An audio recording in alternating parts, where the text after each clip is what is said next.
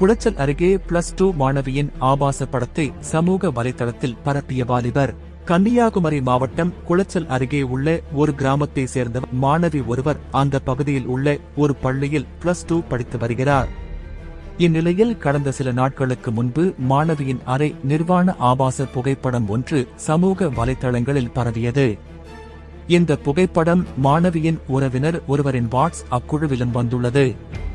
இதனைக் கண்டு அதிர்ச்சி அடைந்த மாணவியின் உறவினர் இது பற்றி மாணவியின் பெற்றோருக்கு தெரிவித்தனர்.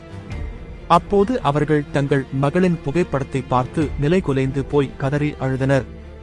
பின்னர் இது பற்றி அவர்கள் மாணவியிடம் கேட்டபோது மாணவி தனக்கு எதுவுமே தெரியாது என கூறி கதறி அழுதார்.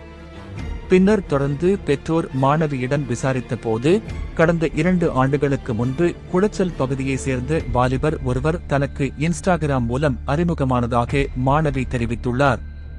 அப்போது ஆரம்பத்தில் நட்பாக பேச தொடங்கிய அவர்கள் ஒரு கட்டத்தில் ஒருவரை ஒருவர் காதலிக்க தொடங்கியுள்ளனர்.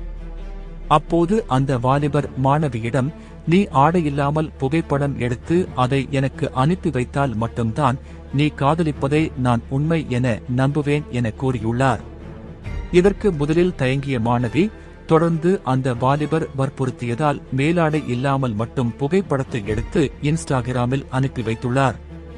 தற்போது அந்த புகைப்படம்தான் 2 ஆண்டுகளுக்கு பின்பு சமூக வலைதளங்களில் பரவி வருகிறது.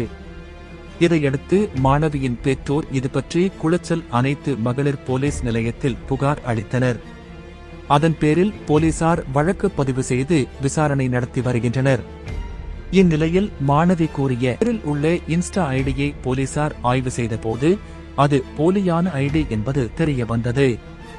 எனவே அந்த வாலிபர் யார் என்பது குறித்து சைபர் கிரைம் போலீசார் விசாரித்து வருகின்றனர்.